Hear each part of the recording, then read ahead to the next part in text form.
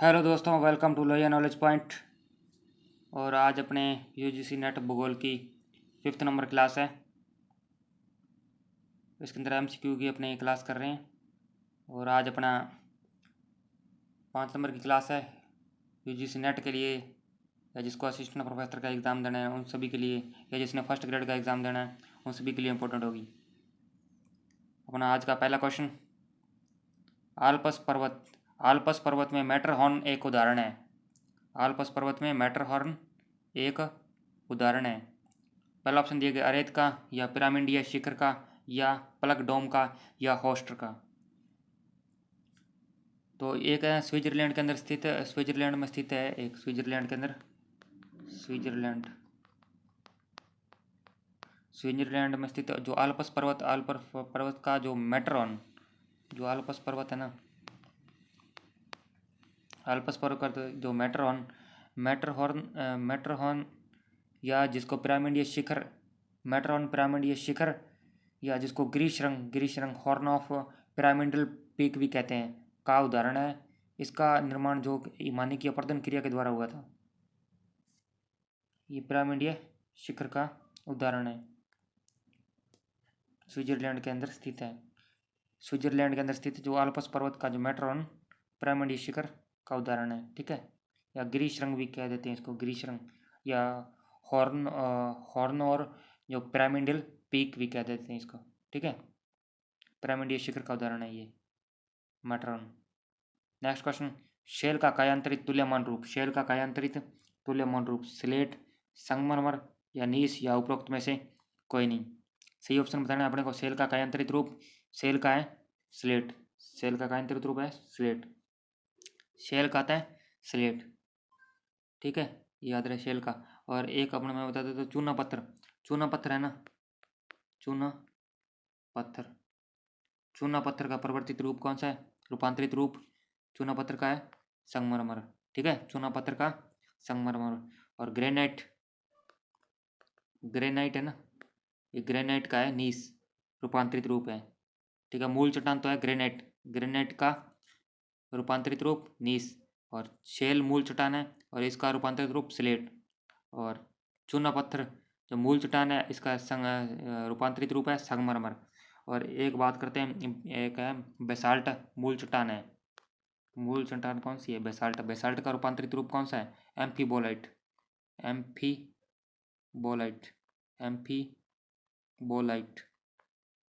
Bolide लिख लेना आप लोग।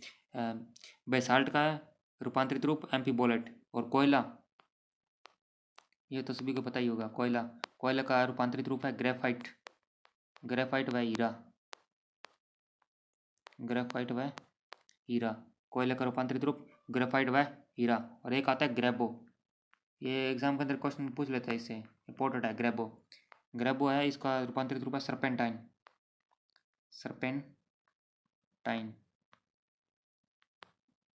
सर्पेंटाइन, ठीक है, सर्पेंटाइन, याद रह जाएगा। रिपीट करें एक बार, शेल का रूपांतरित रूप स्लेट, चूना पत्थर का संगमरमर, और ग्रेनाइट का नीस, ठीक है। और क्या होता है बेसाल्ट का है एम्फीबोलाइट, और कोयले का ग्रेफाइट व हीरा, और ग्रेबो का रूपांतरित रूप सर्पेंटाइन, ठीक है। नेक्स्ट क्वेश्चन की बात करते हैं, निम्नलिखित में से किस विद्वान का संबंध भूसन्नति के सिद्धांत से नहीं था, किस विद्वान का संबंध भूसन्नति के सिद्धांत से नहीं है। तो कौन सा है विद्वान, डाना हॉग जेफरीज या कोबर। तो संबंध किसका नहीं है, जेफरीज का नहीं है। हॉल और डाना, एक आता है हॉल, एक आता है डाना, और एक आता है हॉग, और एक का नाम आता है इसका कोबर, और एक नाम आता है स्वेस, और एक नाम आता है होम्स, और एक और है शूशट, ये इनके नाम है थोड़े अजीब से किए हैं, हॉल, स्वेस, शूशट, होम्स। जो इन इन विद्वानों का संबंध है वो भूसैनिक के सिद्धांत से है, ठीक है, लेकिन जेफरीज का नहीं है, ठीक है, जेफरीज का नहीं है। याद रह जाएंगे Hall, Haug, Dana, Suess, Schuchert, Holmes और कोबर, ये भूसैनिक के सिद्धांत से संबंध है। और कोबर का तो भूसैनिक का सिद्धांत है, वो बहुत बार एग्जाम के अंदर पूछा जाता है। और निम्नलिखित सिद्धांतों में से किसे हैरी हेस ने प्रतिपादित किया था? निम्नलिखित सिद्धांत दिए गए इनमें से कौन सा है जो हैरी हेस के द्वारा प्रतिपादित किया गया था? जो महाद्वीपीय प्रवाह सिद्धांत, या प्लेट विवर्तनिकी, या स्वानिक धारा सिद्धांत, या प्रगामी तरंग सिद्धांत? हैरी हेस के द्वारा तो प्लेट विवर्तनिकी सिद्धांत है वो हैरी हेस के द्वारा दिया गया था। तो प्लेट विवर्तनिकी सिद्धांत का प्रतिपादन ये इन्होंने किया था 1960 के अंदर, 1960 ईस्वी में हैरी हेस के द्वारा किया गया था। और इस सिद्धांत के अंदर प्रतिपादन के अंदर जो विल्सन, एक नाम होता है विल्सन, विल्सन, विल्सन और एक और था Morgan, Wilson, Morgan, Wilson, Morgan और होम्स, विल्सन, मॉर्गन और होम्स, इन विद्वानों का इसके अंदर महत्वपूर्ण योगदान था। इस सिद्धांत के अंदर हैरी हेस के अंदर मॉर्गन, विल्सन और होम्स योगदान था प्लेट विवर्तनिक के सिद्धांत, ठीक है, हैरी हेस का।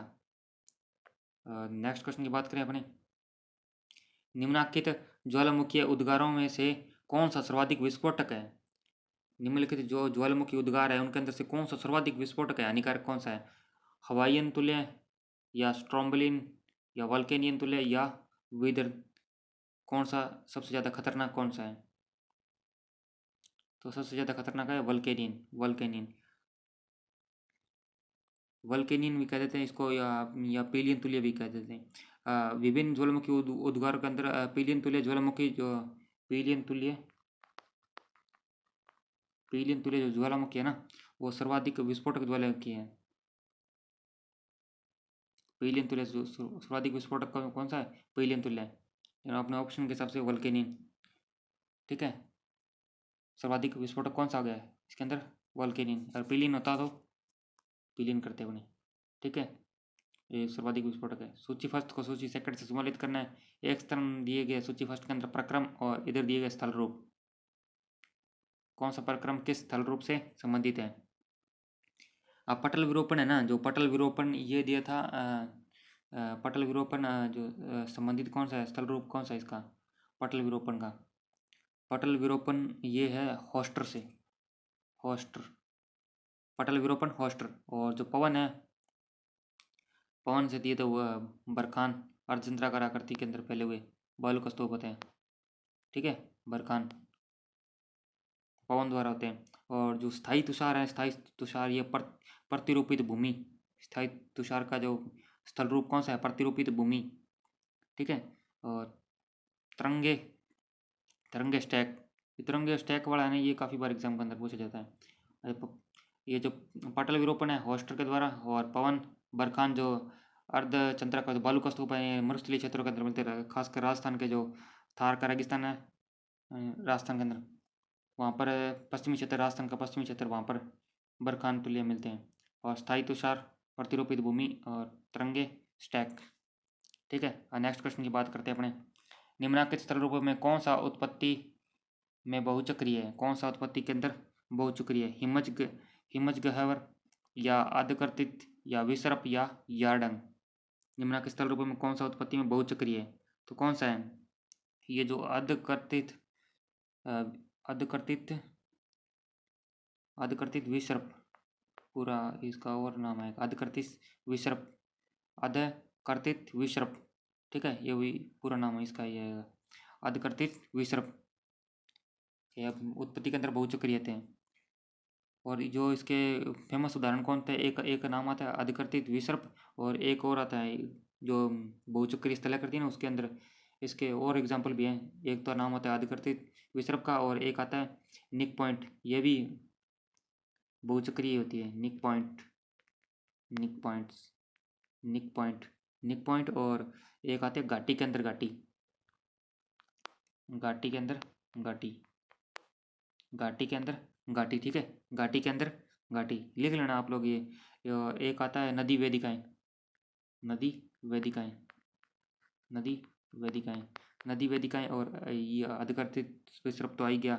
और एक नाम और होता है उत्थित, उत्थित संप्राय मैदान, उत्थित संप्राय मैदान, उत्थित संप्राय मैदान। एक तो आता है निक पॉइंट्स और अधिकतर विसर्प, और एक नाम आता है नदी वेदिकाएं और घाटी के अंदर घाटी, ये सभी हैं। ठीक है, नेक्स्ट क्वेश्चन की बात करते हैं अपने।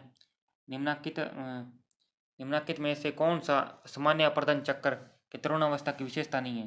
जो सामान्य अपर्दन चक्र है उसकी तरुणावस्था की विशेषता कौन सा नहीं है? कौन सा नहीं है? शीर्ष अपर्दन, या घाटी का गहरा गहरा करना, या घाटी का चौड़ा करना, या जलगर्ति का वेदन? कौन सा नहीं है? जो घाटी का जो इसके जो चौड़ाई यानी जो घाटी का चौड़ा करना है, सामान्य सामान्य अपर्दन चक्र की प्रौढ़ावस्था की विशेषता होती है। प्रौढ़ावस्था की विशेषता होती है ये तो। ठीक है, अपना आंसर तो ये रहेगा। इसने पूछा था कौन सी विशेषता नहीं है, ये तो है प्रौढ़ावस्था की विशेषता। तो अपर्दन चक्र की प्रौढ़ावस्था की विशेषता होती है। और प्रौढ़ावस्था के अंदर क्या होता है, जो तल होता है ना, जो तलीय जो अपर्दन होता है, उसकी तुलना के अंदर जो पार्श्व अपर्दन होता है ना, एक आता है पार्श्व अपर्दन। पार्श्व अपर्दन,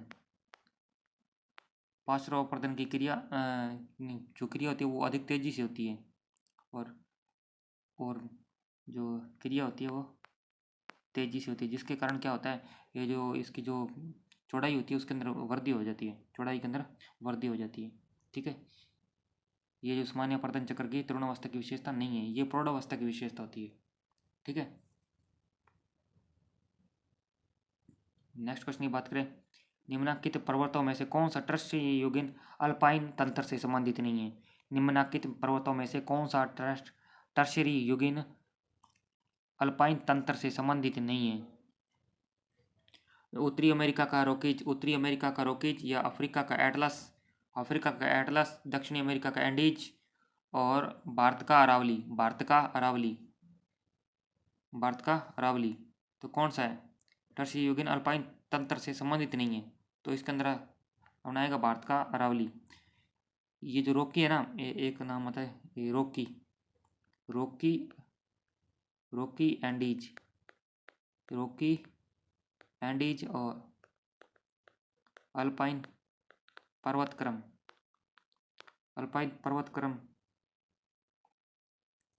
अल्पाइन पर्वतक्रम, जिसके अंदर क्या होता है, एक तो आल्पस नाम होता है, एक तो आल्पस कार्पेथियन, और एक नाम होता है पिरेनीज, बाल्कन, और काकेशस, और कैंटाब्रियन, या एपिनाइन, एपिनाइन। ठीक है, ये अल्पाइन पर्वतक्रम के अंदर आते हैं। ठीक है, और जो एटलस, एटलस, एटलस, और जो हिमालय, हिमालय जग्रो, एक नाम होता है जग्रोस, हिमालय जग्रोस, और एल्ब्रुच, एल्ब्रुच, और एक आता है क्यूनलुन, क्यूनलुन, क्यूनलुन, और अराकानियोमा, अराकान, अराकानियोमा, अराकानियोमा, ये टर्शरी युगीन अल्पाइन पर्वत है। ठीक है, लेकिन ये जो, ठीक है, ये टर्शरी युगीन है। कौन कौन से? रॉकी, एंडीज अल्पाइन पर्वत क्रम, और एटलस, हिमालय, और हिमालय जग्रोस, एल्ब्रुच, क्यूनलुन, अराकानियोमा आदि टर्शरी युगीन अल्पाइन पर्वत है। ठीक है, और जिसके अंदर अल्पाइन पर्वत के अंदर वो कौन कौन से आ जाते हैं, तो आल्पस, कार्पेथियन, पिरेनीज, और बाल्कन, और कैंटाबरियन, और एपिनाइन, और काकेसस। ठीक है, ये सभी आते हैं। तो इसका सही आंसर आ गया भारत का जो अरावली है वो। ठीक है, और नेक्स्ट क्वेश्चन। सेलों के स्वस्थान पर अपघटन तो विखंडन की प्रक्रिया को कहते हैं, को कहते हैं। ठीक है, अपघर्षण, अपर्दन, या ऋतु अपक्षय, या संक्षारण? तो सही आंसर तो रहेगा अपना ऋतु अपक्षय। जो ऋतु अपक्षय एक स्थैतिक प्रक्रिया होती है, एक स्थैतिक प्रक्रिया है, स्थैतिक प्रक्रिया कहते हैं इसको, स्थैतिक, स्थैतिक प्रक्रिया। ठीक है, या जो चट्टानें, तो चट्टानों को अपने ही स्थान पर अपघटित विखंडित होना, यानी जो चट्टानें होती है ना, वो अपने स्थान के ऊपर क्या होती है, अपघटित होती रहती है, अपघटित, और क्या होती है, विखंडित, विखंडित होना ऋतु अपक्षय कहलाता है। ठीक है, सूची फर्स्ट को सूची सेकंड से सम्मिलित करना है। एक तरफ दिया गया झील का प्रकार और एक तरफ दिया गया झील, झील का प्रकार कौन सा है और झील कौन सी है। तो एक तरफ दिया गया गोखुर, गोखुर, गोखुर झील का प्रकार वो कौन सी झील है, गोखुर झील किसी को कहते हैं, गोखुर झील का प्रकार कौन सा है, सुराताल जो झील है उसका वो गोखुर झील कहलाती है, सुराताल झील गोखुर। ठीक है, जो पलाया पलाया पलाया सांबर, पलाया सांबर, सांबर, ठीक है, पलाया सांबर राजस्थान के अंदर। और जो क्रेटर, क्रेटर, क्रेटर का उदाहरण कौन सा है, क्रेटर का उदाहरण है ये लोनार झील, क्रेटर का उदाहरण लोनार झील। और लेगून झील, झील का, ये काफ़ी बार एग्जाम के अंदर क्वेश्चन आता है लेगून झील का, लेगून झील झील का। गोखुर झील सुराताल और पलाया सांबर, और क्रेटर का उदाहरण कौन सा है, लोनार झील और लेगून चिल्का झील। ठीक है, नेक्स्ट क्वेश्चन की बात करते हैं। निम्नलिखित खनिज में से किसका पृथ्वी की आयु के परिकलन में सामान्यतः प्रयोग किया जाता है, पृथ्वी की आयु में सामान्यतः प्रयोग किया जाता है, लोहा एसिड का या थोरियम शीशा का या तांबे का या निकल का। तो सही आंसर तो रहेगा अपना थोरियम शीशे का, जो उपयोग किया जाता है, सामान्यतः किया जाता है थोरियम शीशे का।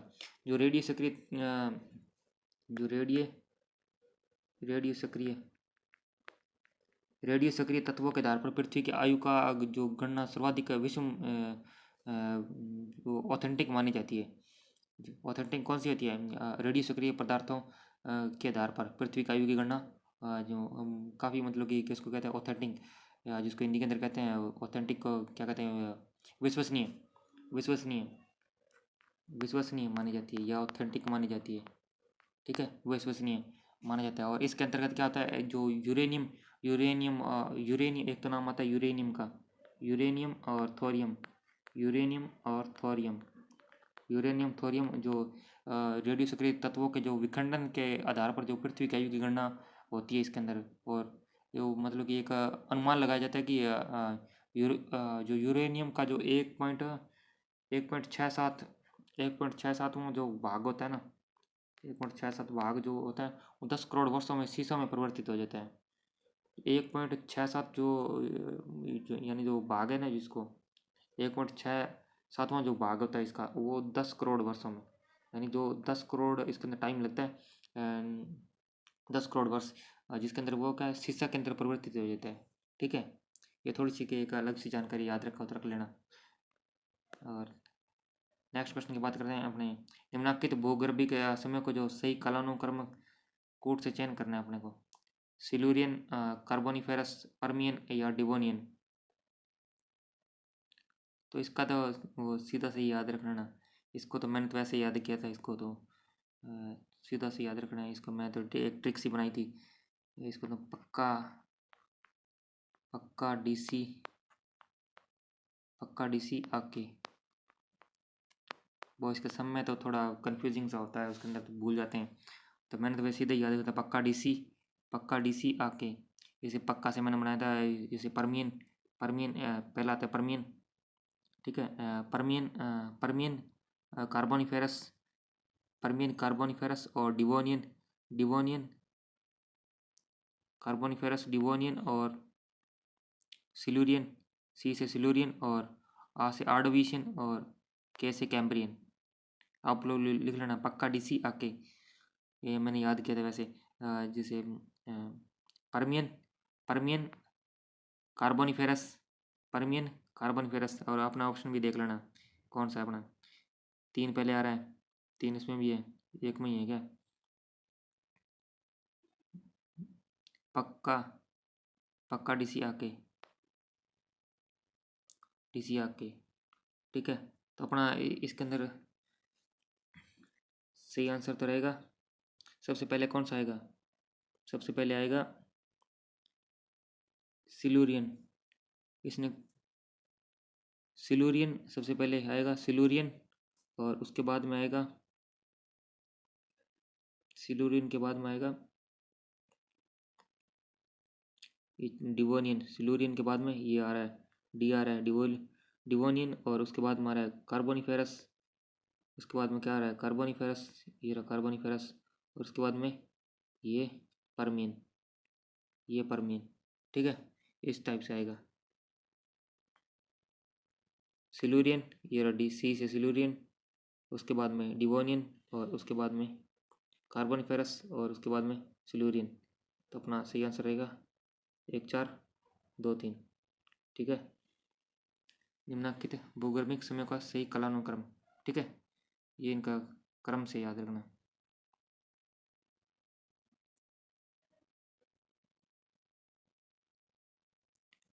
अधिकांश मौसम की घटनाएं संबंधित है। अधिकांश मौसम की घटनाएं संबंधित है मध्यमंडल से या समताप मंडल से या सौर मंडल से या आयन मंडल से। मध्यमंडल से या समताप मंडल से या सौर मंडल से या आयन मंडल से। तो जो अधिकांश मौसमी घटनाएं होती है वो सौर मंडल से संबंधित होती हैं। यानी जो जलवाष्प एक तो होते हैं, क्या नाम बताते हैं, जलवाष्प व धूलकण होते हैं ना, धूलकणों के सौरमंडल में ही सेकेंद्रित होने के कारण क्या होता है, बादलों का निर्माण, तूफान, चक्रवात इत्यादि की जो मौसमी घटनाएं होती है ना वो सौरमंडल के अंदर होती है। ठीक है, ये अपना सही आंसर रहेगा सौरमंडल। निम्नलिखित वायुमंडल की गैसों में कौन पराबैंगनी किरणों को अवशोषित करता है। निम्नलिखित वायुमंडल की गैसों में कौन पराबैंगनी किरणों को अवशोषित करता है। हीलियम गैस करती है या ओजोन गैस करती है या नाइट्रोजन या मीथेन। ठीक है, तो सही आंसर रहेगा अपना ओजोन। जो पराबैंगनी किरणों से जो अल्ट्रावायलेट जो रेज आती है उनको, जिसको यूवी अल्ट्रावायलेट रेज कहते हैं। ठीक है, ओजोन गैस अपनी रक्षा करती है। त्वचा संबंधी जो रोग हो जाते हैं इसी पराबैंगनी किरणों के कारण। तो यानी जो वायुमंडल के अंदर 20 से 35 किलोमीटर 20 से जो 35 किलोमीटर की ऊंचाई पर ओजोन गैस की जो होती है उससे घनता सर्वाधिक होती है। 20 से 35 किलोमीटर के अंदर जो इसकी मतलब की जो सघनता होती है वो सर्वाधिक होती है किसकी, ओजोन गैस की। और ये गैस जो सूर्य से आने वाली जो पराबैंगनी किरणों से जो हमारी जो सभी की जो रक्षा करती है। यानी जो CFC व एक आता है CFC व एक हेलोन गैस। हेलोन जैसी गैसों के कारण क्या होता है, इसे जो ये ओजोन परत होती है ना, जो ओजोन लेयर, इसके अंदर काफ़ी नुकसान होता है। और CFC के अंदर भी कौन सा, CFC 112 CFC भी 112 ये सर्वाधिक नुकसान पहुंचाता है किसको, ओजोन परत को। ठीक है, और नेक्स्ट क्वेश्चन है अपना, उष्ण कटिबंधीय चक्रवातों की उत्पत्ति की अधिकतम संभावना है। उष्ण कटिबंधीय चक्रवातों की उत्पत्ति की अधिकतम संभावना कहाँ पर है, विषुवत रेखा के ऊपर या कर्क रेखा पर या मकर रेखा पर या उष्ण कटिबंधीय अभिसरण क्षेत्र के अंदर, या उष्ण कटिबंधीय अभिसरण क्षेत्र में। जो उष्ण कटिबंधीय चक्रवातों की उत्पत्ति की अधिकतम संभावना होती है वो उष्ण कटिबंधीय अभिसरण क्षेत्र के अंदर होती है। यानी जो उष्ण जो इसका कारण क्या होता है, यह जो इसकी उत्पत्ति के लिए जो क्या होती है आदर्श परिस्थितियाँ, उष्ण कटिबंधीय चक्रवातों की उत्पत्ति की अधिकतम संभावना होती है इसके अंदर उष्ण कटिबंधीय अभिसरण क्षेत्र के अंदर। क्योंकि यहाँ पर क्या होता है, जो इसकी उत्पत्ति होने के लिए क्या होती है, एक अनुकूल जो क्या कहते हैं परिस्थितियाँ, अनुकूल परिस्थितियाँ होती है यहाँ पर। और इसके क्या है, विषुवत रेखा, जो विषुवत रेखा है ना, विषुवत रेखा जो विषुवत रेखा के निकट जो कोरियोलिस बल होता है ना, कोई आता है क्या, कोरियोलिस बल, जो कोरियोलिस बल के जो अभाव होता है इसका, जो कोरियोलिस बल के अभाव के कारण क्या कहते हैं, इनकी उत्पत्ति नहीं होती। जो विषुवत रेखा के निकट क्या होता है, जो कोरियोलिस बल होता है वो क्या होता है, इसका जो अभाव पाया जाता है उसके कारण क्या होता है, इनकी उत्पत्ति नहीं होती विषुवत रेखा के निकट।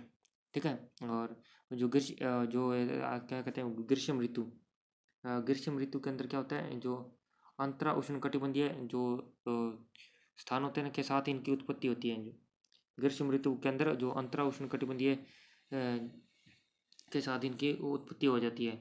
और जब ये खिसक कर क्या होता है 5 डिग्री जो अक्षांश है ना 5 डिग्री, ये अपनी पृथ्वी 0 डिग्री अक्षांश हो गया।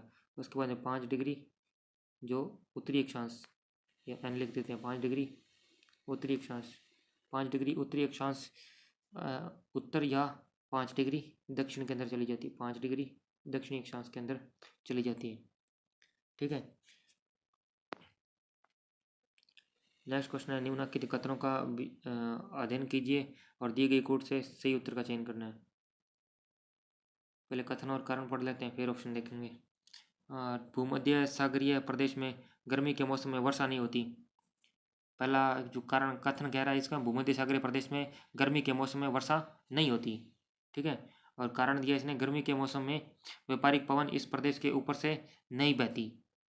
ठीक है, अब कौन सा अपना इसका सही देखना है अपना आंसर। जो ये जो होती है ना भूमध्य सागरीय प्रदेश के अंदर क्या होता है, प्रदेश के अंदर जो ग्रीष्म ऋतु के अंदर व्यापारिक पवनें चलती हैं, यानी जो व्यापारिक पवनें चलती हैं, व्यापारिक पवनें ग्रीष्म ऋतु के अंदर भूमध्य सागरीय प्रदेश के अंदर चलती है। और स्थलखंड सी जो स्थलखंड होता है ना, स्थलखंड की ओर से जो आने के कारण क्या होता है, ये पवनें शुष्क होती है। पवनें कैसे हो जाती है शुष्क, पवनें क्योंकि स्थलखंड की ओर से आते हैं, इसके कारण क्या होता है, ये पवनें शुष्क होती है और फलस्वरूप इनके फलस्वरूप क्या होता है कि वर्षा नहीं होती, वर्षा नहीं होती क्योंकि पवनें शुष्क होती है। और इसके कारण क्या होता है, वर्षा नहीं होती। और शीत ऋतु के अंदर ये क्या होता है, सागर की ओर से आने वाली जो पछुआ पवनें इस प्रदेश के अंदर वर्षा लाती है। ठीक है, इस प्रदेश के अंदर जो शीत ऋतु के अंदर जो सागर की तरफ से आने वाली जो पछुआ पवनें होती हैं, वो यहाँ पर क्या करती हैं, वर्षा लाती हैं। तो इसलिए अपना जो ए नंबर है ना, वो तो सत्य है, लेकिन ये आर नंबर गलत है। ठीक है, क्योंकि जो भूमध्य सागरीय प्रदेश के अंदर क्या होती है, ग्रीष्म ऋतु के अंदर व्यापारिक पवनें चलती है। ठीक है, ये तो कह रहा नहीं चलती, तो अपना आंसर रहेगा ए सत्य है, लेकिन आर असत्य है। ठीक है, नेक्स्ट क्वेश्चन की बात करें, सूची फर्स्ट को सूची सेकंड से सम्मिलित करना है। और एक तरफ दिए गए सूची फर्स्ट के अंदर चक्रवात, और इधर दिए गए देश, कौन से देश के अंदर कौन सा चक्रवात कहते हैं। ठीक है, विली विली, हरिकेन, टाइफून, टैफर, और इधर देश के नाम दिए गए। ठीक है, जो ये जो विली विली है ना, ये चलता है ऑस्ट्रेलिया, विली विली चलता है ऑस्ट्रेलिया, ऑस्ट्रेलिया के साथ में ये विली विली कहते हैं। ये ऑस्ट्रेलिया ऑस्ट्रेलिया एक नाम और होता है मेडागास्कर, मेडागास्कर। ठीक है, ये कई बार ऑप्शन नहीं देता, ऑस्ट्रेलिया नहीं देता, तो क्या देगा, मेडागास्कर। वेली वेली ऑस्ट्रेलिया व मेडागास्कर में कहा जाता है। ये होते कौते उष्णकटिबंधीय चक्रवातों का जो इसका नामकरण किए जाते हैं, उष्णकटिबंधीय चक्रवात होते हैं। ठीक है, वेली वेली कहते हैं ऑस्ट्रेलिया और मेडागास्कर अंदर, है तो चक्रवात ही, लेकिन नाम अलग अलग कह देते हैं। वेली वेली ऑस्ट्रेलिया व मेडागास्कर में कहते हैं। ठीक है, इनका अलग अलग नाम है। और जो हरिकेन होते हैं ना, हरिकेन, हरिकेन जो हरिकेन चलता है यूएसए, यूएसए का जो गल्फ तट था ना, गल्फ तट, गल्फ तट, यूएसए का गल्फ तट, ये कई बार यूएसए नहीं देता तो सीधा ही गल्फ तट यूएसए। ठीक है, गल्फ तट हरिकेन यूएसए का गल्फ तट। और जो टाइफून, टाइफून टाइफून ये तो नाम याद रह जाएगा, टाइफून चीन, टाइफून चीन। और टैफर, टैफर जापान में कहते हैं, टैफर, टैफर जापान में, टैफर जापान में, willy willy Australia Madagascar, hurricane USA का गल्फ तट, और टाइफून चीन के अंदर, टैफर जापान के अंदर। ठीक है, नेक्स्ट क्वेश्चन की बात करते हैं, निम्नलिखित में से कौन सी शीत एवं शुष्क पवन है, चिनुक, फोन, मिस्ट्रल या सिरोको। ठीक है, तो सही आंसर तो अपना रहेगा मिस्ट्रल, जो होती है ये शीत व शुष्क पवन है, मिस्ट्रल शीत व शुष्क पवन है। ये जो चिनुक है ना, चिनुक, चिनुक, फोन और सिरोको, ये गर्म स्थानीय पवन होती है, गर्म स्थानीय पवन होती है, चिनुक, फोन। ठीक है, और ये सिरोको गर्म स्थानीय, जो कि मिस्ट्रल, मिस्ट्रल क्या होती है, फ्रांस के अंदर, फ्रांस में, फ्रांस में चलने वाली शुष्क व शुष्क व ठंडी पवन है, ये ठंडी और शुष्क पवन। ठीक है, कौन सी फ्रांस के अंदर चलती है, ये मिस्ट्रल। ठीक है, मिस्ट्रल कहते हैं इसको। और ये क्या करती है, इस पवन के कारण क्या होता है, तापमान के अंदर काफ़ी, टेम्परेचर को काफ़ी नीचे गिरा देती है, ये माइनस के अंदर चला जाता है इस पवन के कारण, टेम्परेचर हो गया कम हो गया। ठीक है, टेम्परेचर हो गया माइनस के अंदर। ठीक है, काफ़ी नीचे गिरा दी, और इसके कारण क्या होता है, फसलों के अंदर का भारी भरकम नुकसान होता है इसके कारण। ठीक है, टेम्परेचर को गिराएगी तो फसलों को नुकसान ही होगा। और ठीक है, फ्रांस के अंदर चलती है ये, कई बार देश भी पूछ लेता है वो। कोपेन की जलवायु प्रदेश के अंदर एम निर्दिष्ट करता है, कोपेन की जलवायु प्रदेश के अंदर जो एम है वो निर्दिष्ट किसको करता है? ऑप्शन दिए गए हैं, उष्णकटिबंधीय मानसून जलवायु, उष्णकटिबंधीय सवाना जलवायु, अर्ध शुष्क स्टेपी जलवायु और उष्णकटिबंधीय वर्षा वाली जलवायु। ये जो कोपेन का जो जलवायु का जो प्रदेश की योजना है ना, जो एम जलवायु प्रदेश, एम जलवायु प्रदेश, ये निर्दिष्ट करता है उष्णकटिबंधीय मानसूनी जलवायु को, उष्णकटिबंधीय मानसूनी जलवायु को। जो कोपेन का अनुसार जो क्या आता है, जो एम जलवायु को जो इसके वो इसने तात्पर्य जो अर्थ निकाला था वो उष्णकटिबंधीय मानसून जलवायु से लिया था इसने। और इसका विस्तार कहते हैं जो ये जो मान लो ये अपनी पृथ्वी है, पृथ्वी मतलब ये अपनी भूमध्य रेखा 0 डिग्री, 0 डिग्री, ठीक है। और ये दोनों गोलार्धों के अंदर 8 डिग्री से लेकर 8 डिग्री और 8 डिग्री इधर उत्तर और 8 डिग्री इधर दक्षिण, और इधर चले जाते हैं पीछे नीचे चले जाते हैं 28 डिग्री तक, 28 डिग्री तक चले जाओ। 28 डिग्री 8 डिग्री से लेके और 28 डिग्री अक्षांश के बीच में पाए जाए दोनों गोलार्धों के अंदर। 8 डिग्री उत्तरी अक्षांश से लेकर 28 डिग्री उत्तरी अक्षांश की तरफ, और 8 डिग्री दक्षिणी अक्षांश से लेकर 28 डिग्री दक्षिणी अक्षांश की तरफ, ठीक है। इस क्षेत्र को माना जाता है। और इसके अंदर कौन कौन से क्षेत्र आते हैं, इसके प्रमुख क्षेत्र कौन से? इसको एक तो कहते हैं दक्षिण व दक्षिण पूर्वी एशिया, दक्षिण व दक्षिण पूर्वी एशिया, ठीक है। और एक आता है उत्तरी ऑस्ट्रेलिया, उत्तरी ऑस्ट्रेलिया, ठीक है। और एक आता है इसके अंदर पूर्वी व पश्चिमी अफ्रीका, पश्चिमी अफ्रीका का सीमित क्षेत्र आता है इसके अंदर, ठीक है। और एक आता है मध्य अमेरिका, मध्य अमेरिका, ठीक है। और अमेरिका का मध्य अमेरिका और अमेरिका का जो दक्षिण पूर्वी तट, ठीक है। एक और मैं रिपीट कर देता हूँ, ठीक है। दोनों गोलार्धों के अंदर पाई जाती है 8 डिग्री उत्तरी अक्षांश से ये 28 डिग्री उत्तरी अक्षांश, और 8 डिग्री दक्षिणी अक्षांश से 28 डिग्री दक्षिणी अक्षांश के अंदर, ठीक है। ये एम जलवायु प्रदेश पाया जाता है जिसको उष्णकटिबंधीय मानसून जलवायु से संबंधित है, ठीक है। इसके अंदर क्षेत्र कौन से आते हैं? दक्षिण पूर्वी एशिया और उत्तरी ऑस्ट्रेलिया, पूर्वी व पश्चिमी अफ्रीका में सीमित क्षेत्र, और मध्य अमेरिका और अमेरिका का दक्षिण पूर्वी तट, ठीक है। नेक्स्ट क्वेश्चन की बात करते हैं। सूची फर्स्ट को सूची सेकंड से सम्मिलित कीजिए। एक तरफ दिए गए महासागरीय कटक और एक तरफ दिए गए महासागर, ठीक है। तो डॉल्फिन कटक का संबंध होता है, वो डॉल्फिन कटक का संबंध होता है उत्तरी अंध महासागर से। डॉल्फिन कटक ये इंपॉर्टेंट है, डॉल्फिन कटक उत्तरी अंध महासागर के अंदर, डॉल्फिन कटक उत्तरी अंध महासागर के अंदर। और जो चैलेंजर कटक है, चैलेंजर कटक कहते हैं दक्षिणी अंध महासागर को, दक्षिणी अंध महासागर को, ठीक है। ये इस टाइप से ना जो ये अंध महासागर फैला हुआ है इस टाइप से, तो यहाँ पर क्या आता है ये उत्तर की तरफ है, जो उत्तर की तरफ बढ़ा उसको उत्तरी अंध महासागर को डॉल्फिन कटक कह देते हैं, ठीक है। और जो ये दक्षिण की तरफ है इसको चैलेंजर कटक कह देते हैं, ठीक है, दक्षिणी अंध महासागर के अंदर। और ये जो लक्षद्वीप चागोस कटक है ना, ये अरब सागर के अंदर स्थित है। लक्षद्वीप चागोस ये अरब सागर के अंदर स्थित है। ये जो करगुलन गॉसबर्ग कटक है ये हिंद महासागर के अंदर स्थित है, ये हिंद महासागर के अंदर स्थित है। करगुलन गॉसबर्ग कटक हिंद महासागर के अंदर, लक्षद्वीप चागोस कटक अरब सागर के अंदर। और एक बात करते हैं अपने अन्य कटक कौन से, एक बात करते हैं अपने उत्तरी अंध महासागर के अंदर, उत्तरी मंद महासागर के अंदर एक तो आता है वेविल कॉम्पसन कटक, वेविल कॉम्पसन, ये उत्तरी अंत महासागर के अंदर है। Compson, वेविल Compson. और एक टेलीग्राफ कटक, ये उत्तरी अंध महासागर के अंदर स्थित है। और दक्षिणी अंध महासागर के अंदर एक और नाम और आता है वॉलविश कटक, ठीक है। और जो दक्षिणी प्रशांत महासागर है ना, कुछ दक्षिणी प्रशांत महासागर के बता देता हूँ मैं आपको। दक्षिणी अब लिख लेना आप लोग, दक्षिणी प्रशांत महासागर, इसके अंदर आते हैं एक नाम होता है गालापागोस,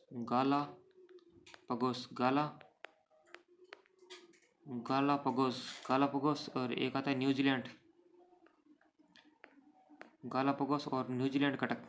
कटक, और एक आता है नाजका कटक, नाजका कटक, गालापागोस कटक और न्यूजीलैंड कटक और नाजका कटक, ये दक्षिणी प्रशांत महासागर के अंदर है, दक्षिणी प्रशांत महासागर के अंदर।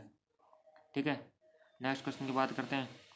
निम्नलिखित कथनों का अध्ययन कीजिए तथा दिए गए कोट से सही उत्तर चुनिए।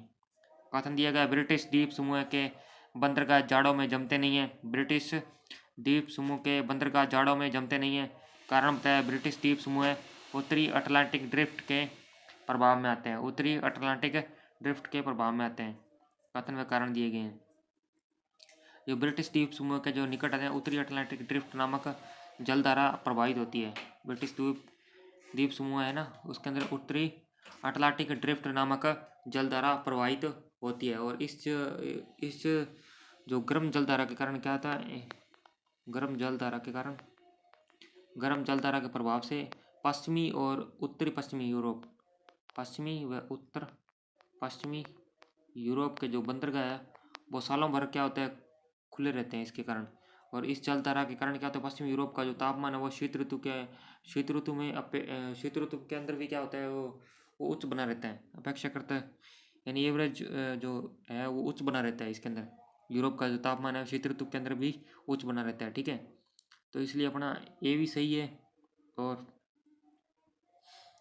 ए भी सही है और अपना आर भी सही है। ठीक है, ए और आर दोनों सही है और एक जो ए है वो आर की मतलब सही व्याख्या भी है, आर ए की सही व्याख्या भी है। ठीक है, दोनों ही कथन अपना सही है, क्योंकि ब्रिटिश जो द्वीप समूह के निकट जो उत्तरी अटलांटिक ड्रिफ्ट के अंदर क्या होता है, गर्म जलधारा प्रवाहित होती है। और इस जलधारा के प्रभाव के कारण क्या है, उत्तरी पश्चिमी यूरोप के अंदर जो बंदरगाह है वो उसके अंदर क्या है, जाड़ों के अंदर भी वो जमते नहीं है, वो साल भर खुले रहते हैं। ठीक है, ये आर की सही व्याख्या है। ठीक है, सही आंसर हो गया। नेक्स्ट क्वेश्चन की बात करें, निम्नलिखित महासागरीय धाराओं के अंदर कौन सी ठंडी धारा है। गिनी, फॉकलैंड, अगुलास, ब्राजील। ठीक है, ये अक्सर एग्जाम के अंदर पूछ लेते हैं, कौन सी ठंडी है कौन सी गर्म है। ठीक है, तो अपना सही आंसर तो रहेगा ये जो फॉकलैंड की धारा है, कौन सी ठंडी धारा है, फॉकलैंड की धारा। ठीक है, गिनी है ना, गिनी ये उत्तरी अटलांटिक महासागर में, उत्तरी अटलांटिक महासागर के अंदर गर्म जलधारा है, गर्म धारा है। ठीक है, उत्तरी अटलांटिक महासागर गिनी। ठीक है, और अगुलांस है ना, ये चलती है दक्षिणी हिंद महासागर और गर्म जलधारा है ये।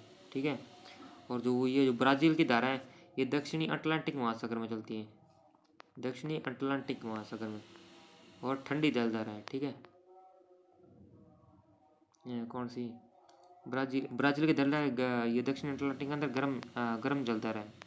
हाँ, गर्म जलधारा दक्षिणी अटलांटिक के अंदर गर्म जलधारा, क्योंकि फॉकलैंड ठंडी तो फॉकलैंड वाली है, फॉकलैंड की चलती तो ये फॉकलैंड और ये जो ब्राज़ील की धारा है चलती तो दोनों ही दक्षिणी अटलांटिक महासागर के अंदर है, लेकिन ये जो फॉकलैंड वाली है ये ठंडी है, फॉकलैंड वाली ये धारा है वो ठंडी है, ये ब्राज़ील की धारा है वो गर्म धारा है। ठीक है, चलती दोनों ही दक्षिणी अटलांटिक महासागर के अंदर है। ठीक है,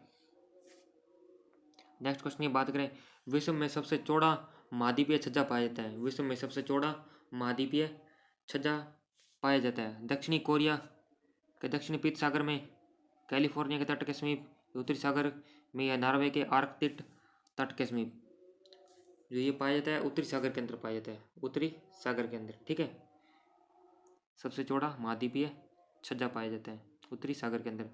नेक्स्ट क्वेश्चन, विश्व में प्रवाल का सबसे बड़ा आवास ग्रेट बैरियर रीफ स्थित है, विश्व में प्रवाल का सबसे बड़ा आवास ग्रेट बैरियर रीफ स्थित है, क्वींसलैंड के तट के पूर्व में, या पापुआ न्यू गिनी के तट पे, या पश्चिमी ऑस्ट्रेलिया के तट के पश्चिम में, या न्यूजीलैंड तट के पश्चिम में।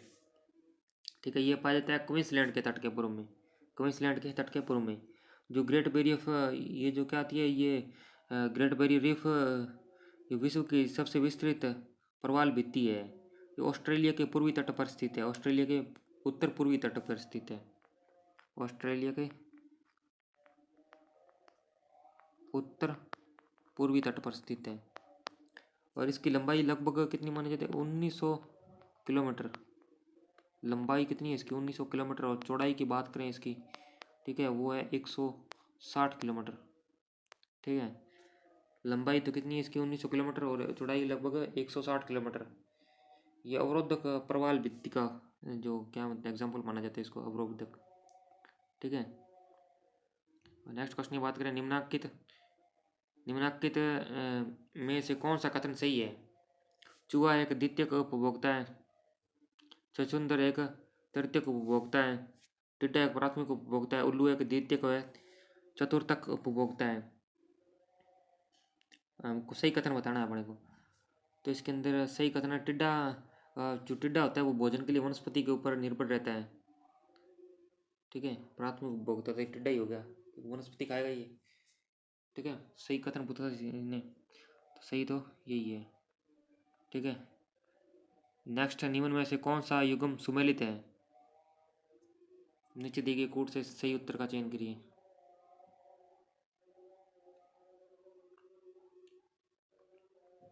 एस्किमो कनाडा के अंदर है क्या? ओरोन नॉर्वे के अंदर, लैप्स दक्षिण अफ्रीका के अंदर, और गोड श्रीलंका के अंदर। तो एस्किमो है वो कनाडा में पाई जाती है, ये सही है, तो एक नंबर अपना सही हो गया। और जो ओरान है, ओरान नॉर्वे के अंदर पाई जाती है, ये भी अपना सही है। ये जो लैप्स है ना, लैप्स है ये दक्षिण अफ्रीका के अंदर नहीं पाई जाती, ये पाई जाती है यूरोपीय टुंड्रा प्रदेशों के अंदर, यूरोपीय टुंड्रा प्रदेशों के अंदर। और गोंड श्रीलंका के अंदर नहीं, भारत के अंदर पाई जाती है, भारत के अंदर। तो इसके अंदर अपना 1 व 2 सही है, 1 व 2 इसके अंदर ये है, तो अपना सही आंसर हो गया 1 व 2 सही है। ठीक है, लैप्स यूरोपीय टुंड्रा प्रदेश के अंदर और गोड भारत के अंदर पाई जाती है जी। और निम्नलिखित में से किस देश की जनसंख्या वृद्धि दर अधिकतम है? किस देश की जनसंख्या वृद्धि दर अधिकतम है? पाकिस्तान, ईरान, इराक, दक्षिण अफ्रीका। और जो पाकिस्तान की जो वृद्धि दर है वो लगभग 2.8%, और इराक की है 2.8%। पाकिस्तान की 2.8%, और जो ईरान है, ईरान की है लगभग 1.7%, और दक्षिण अफ्रीका की 1.5%। ये तो थी अपने 1900 लगभग है इसकी 2.8% पाकिस्तान की। लगभग दोनों की सेम सी है, मतलब एक समान थी ये लगभग दोनों की। लेकिन वर्तमान के अंदर प्रेजेंट के अंदर जनसंख्या वृद्धि दर इराक से मतलब कि ज़्यादा है इसकी, पाकिस्तान की। तो अपना सही आंसर रहेगा पाकिस्तान, सही आंसर रहेगा अपना पाकिस्तान, क्योंकि पहले तो दोनों की सेम ही थी, लेकिन वर्तमान के अंदर पाकिस्तान आगे निकल गया इससे, इराक से। ठीक है, जनसंख्या वृद्धि दर अधिकतम है वर्तमान के अंदर पाकिस्तान की। नेक्स्ट क्वेश्चन की बात करते हैं, निम्नलिखित देशों में से कौन सा जननांगीय संक्रमण के अंतिम चरण में है? जननांगीय संक्रमण के अंतिम चरण के अंदर कौन सा देश है बताना है अपने को। जापान, जमैका, भारत, मिस्र। ठीक है, तो अपना सही आंसर रहेगा जापान, क्योंकि वर्तमान समय के अंदर क्या है, तो एंग्लो अमेरिका है ना, जो एंग्लो अमेरिका यूरोप, जो एंग्लो अमेरिका यूरोप के जो अधिकांश देश है, जैसे ऑस्ट्रेलिया, न्यूजीलैंड, जापान, वह ये जो विकसित देश है ना, वो जननांग की संक्रमण के अंतिम अवस्था में पहुंच चुके हैं, क्योंकि इन देशों के अंदर क्या जन्म दर क्या होता है, जन्म दर और मृत्यु दर काफ़ी कम है, मृत्यु दर काफ़ी कम है, जन्म दर भी कम है और बर्थ रेट भी कम है, और जो डेथ रेट है वो भी मिनिमम है इसके अंदर।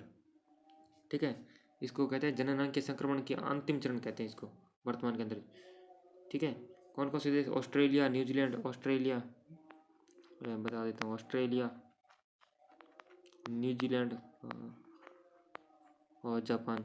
ठीक है, ठीक है, ऑस्ट्रेलिया, न्यूजीलैंड, जापान, क्योंकि बर्थ रेट और जो डेथ रेट है वो काफ़ी कम होती है। जो जनसंख्या का जो कायिकी या जो फिजियोलॉजिकल जो घनत्व सहसंबंध दर्शाता है, जनसंख्या कायिकी या फिजियोलॉजिकल घनत्व सहसंबंध दर्शाता है। 4 ऑप्शन दिए गए हैं, कृषि जनसंख्या और कृषि भूमि, और कुल जनसंख्या और कृषि भूमि, और कुल जनसंख्या और कुल भूमि, और कुल जनसंख्या और धान्य भूमि। ठीक है, जो जो जनसंख्या का कायिकी जो और या जो फिजियोलॉजिकल जो घनत्व का सहसंबंध है वो दर्शाता है कुल जनसंख्या और कुल कृषि भूमि। बी नंबर अपना सही आंसर है, कुल जनसंख्या और कुल कृषि भूमि में। ठीक है, जो जो गणितीय घनत्व का मैंने बताया था पहले भी आपको एक क्लास में, कुल जनसंख्या बटे क्या होता है कुल क्षेत्रफल। और जो आर्थिक घनत्व है, आर्थिक घनत्व के अंदर मैंने बताया था कुल जनसंख्या बटे कुल संसाधन।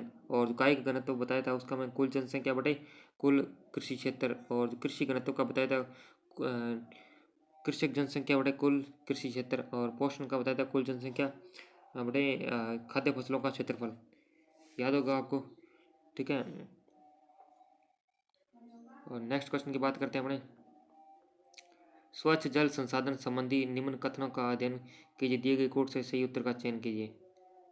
स्वच्छ जल संसाधन, ठीक है, विश्व की लगातार बढ़ती जनसंख्या और मौसम में परिवर्तनों के कारण स्वच्छ जल स्रोत लगातार सिकुड़ते जा रहे हैं। विश्व की लगातार बढ़ती जनसंख्या और मौसम परिवर्तनों के कारण स्वच्छ जल लगातार सिकुड़ते जा रहे हैं। और संयुक्त राष्ट्र संघ की रिपोर्ट के अनुसार जनसंख्या नियंत्रण नहीं किया गया तो 2050 तक 60 देशों के लगभग 700 करोड़ लोगों को भीषण जल की कमी का सामना करना पड़ेगा और दूषित पेयजल के प्रयोग से बीमारियां बढ़ेगी। तो तीनों ही कथन सत्य हैं। ठीक है, क्योंकि लगातार क्या होगा, जनसंख्या बढ़ती जनसंख्या के कारण क्या होता है, जो अतिक्रमण है वो बढ़ेगा और जो जल प्रदूषण की जो वृद्धि होगी, जल प्रदूषण के अंदर वृद्धि होगी। और जिसके कारण क्या है, ग्लोबल वार्मिंग के कारण क्या है, जो हिम क्षेत्र है वो क्या है, मतलब कि जो सिकुड़ते जा रहे हैं हिम क्षेत्र। तो ग्लोबल वार्मिंग बढ़ेगी और उसके कारण जो हिम क्षेत्र है वो सिकुड़ते जा रहे हैं, उसके कारण क्या जल की कमी आएगी। और नेक्स्ट क्वेश्चन की बात करते हैं। मिल्पा जाना जाता है, मिल्पा जाना जाता है खाद्यान्न की कृषि हेतु, वाणिज्यिक कृषि हेतु और स्थानांतरित कृषि हेतु और स्थायी कृषि हेतु। तो ये जाना जाता है स्थानांतरित कृषि हेतु। मिल्पा जाना जाता है स्थानांतरित कृषि हेतु। जो स्थानांतरित जो शील जो कृषि है ना, विश्व के मतलब कि अलग अलग देशों के अंदर जो इसको अलग अलग नाम से जाना जाता है। जैसे मिल्पा, मिल्पा कहते हैं मैसे मिल्पा, और मैसे इसको मिल्पा कहते हैं। जो स्थानांतरणशील जो कृषि है इसको ट्रांसफॉर्मिंग कहते हैं। ठीक है, जिसको जैसे अपने वो जूमिंग वगैरह कहते हैं ना, जैसे मिल्पा, मिल्पा है मैं से मिल्पा और मैं से मध्य अमेरिका, मैं से मिल्पा, मैं से मध्य अमेरिका, मैं से मध्य अमेरिका और मैक्सिको, और मैक्सिको, मध्य अमेरिका और मैक्सिको। ठीक है, ये अक्सर एग्जाम के अंदर क्वेश्चन आता है इसका मिल्पा वाला। मिल्पा कहते हैं मध्य अमेरिका व मैक्सिको के अंदर स्थानांतरशील कृषि को कहते हैं। और लद्दाख कहते हैं इंडोनेशिया के अंदर, लद्दाख इंडोनेशिया के अंदर। ये लिख लेना आप लोग, ये 7-8 है जो अक्सर एग्जाम के अंदर पूछे जाते हैं। लद्दाख इंडोनेशिया के अंदर कहते हैं, लद्दाख इंडोनेशिया में कहते हैं। और टावी कहते हैं मेडागास्कर के अंदर, टावी, टावी मेडागास्कर के अंदर, मेडागास्कर के अंदर टावी, मेडागास्कर के अंदर। एक आता है कैंगिन, कैंगिन, कैंगिन, कैंगिन आता है, ये कहते हैं फिलीपींस के अंदर, कैंगिन कहते हैं फिलीपींस के अंदर, कैंगिन फिलीपींस के अंदर। और एक आता है तुगमा, ये अक्सर एग्जाम के अंदर आता है। तुगमा बता देते कौन कौन से लगभग एग्जाम के अंदर आते हैं। एक तो म्यांमार के अंदर, म्यांमार के अंदर, म्यांमार के अंदर, ठीक है, म्यांमार के अंदर। और एक आता है लोगन, लोगन, लोगन कहते हैं पश्चिमी अफ्रीका के अंदर। ये 4-5 भी याद रहेगा ना आपको, मतलब कि 2-3 तो आपको आते ही होंगे, मैं ऑप्शन से क्लियर हो जाएगा। एक कहते हैं कोनुको, कोनुको, कोनुको कहते हैं, कोनुको वेनेजुएला के अंदर, कोनुको वेनेजुएला के अंदर। और एक कहते हैं रिका, रिका कहते हैं ब्राज़ील के अंदर, रिका, रिका ब्राज़ील के अंदर, रिका ब्राज़ील के अंदर। और सबसे ज़्यादा वो जो पूछा जाता है चाइना, चाइना कहते हैं श्रीलंका के अंदर, चाइना, चाइना, ये अक्सर क्वेश्चन आता है चाइना वाला, चाइना श्रीलंका के अंदर।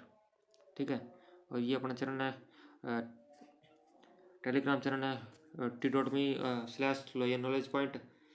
और ये अपना चैनल पर जाकर नए हैं तो चैनल को सब्सक्राइब कर लें, और वीडियो अच्छी लगे तो लाइक करें और अपने दोस्तों को भी शेयर करें। जल्दी मिलते हैं अपने नेक्स्ट वीडियो के साथ में, तब तक के लिए बाय बाय, टेक केयर।